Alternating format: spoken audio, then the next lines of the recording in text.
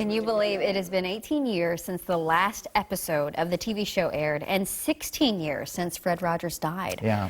Well, Dr. Don is here this morning to talk about the enduring message of Mr. Rogers. Thank you for being here, as always. Great to be with you.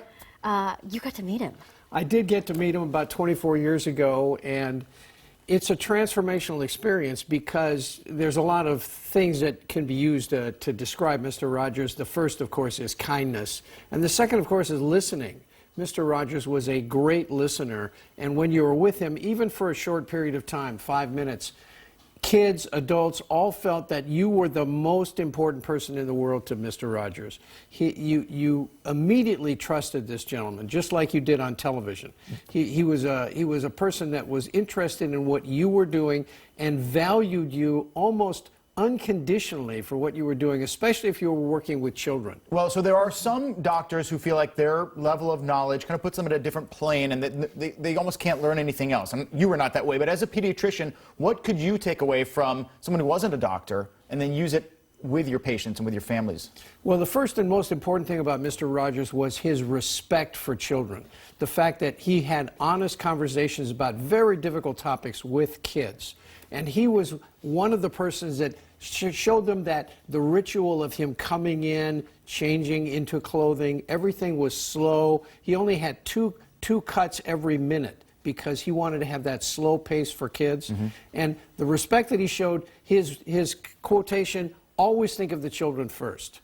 So he had respect for children, he had respect for their values and their emotions, and would discuss them in the land of make-believe with all his puppets. Yeah. So he was really somebody that said, I am here for the kids, and the parents also valued his show as well because they were there to support their children just like he did for his entire life. Yeah. He was there to support the kids through kindness and trust and ritual and encourage their curiosity and most of all encourage their self-acceptance.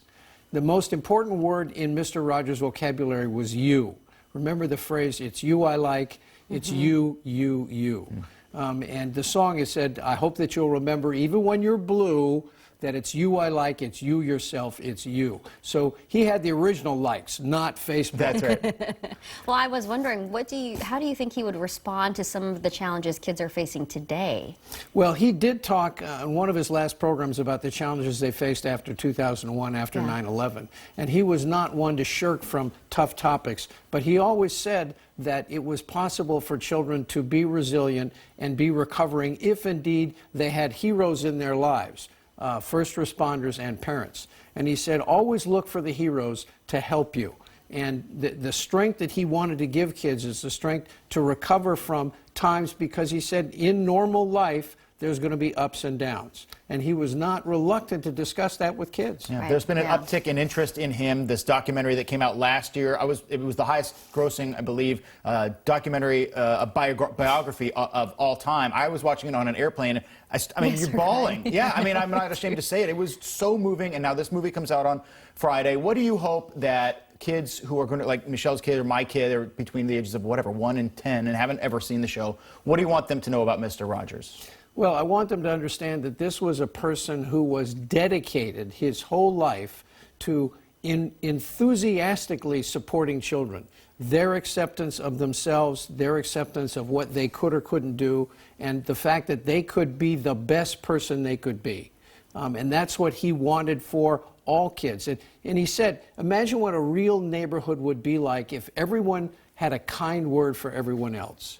So this is a message that's enduring. This is a message that's endearing. Yeah. And I think we all can get that message and be a little more kind because in the screen world and the real world, there are a lot of flawed characters now that are perhaps hurting or cursing, and he would not like that, obviously, and he would speak against it. And so it's up to parents to use him as a great role model, which is what he was for the 865 episodes and beyond. Oh my gosh. By the way, I just read that Tom Hanks is, playing Mr. Rogers, and he found out that he is related to Mr. Rogers. I saw that. Six cousins. I saw that as well. All right. Thank you, Dr. The last quote is that his favorite quote was, "There isn't anyone you couldn't love once you've heard their story." Oh, so that's a great message to leave you with. Beautiful sentiment. Thank you, Don. You bet. We appreciate it.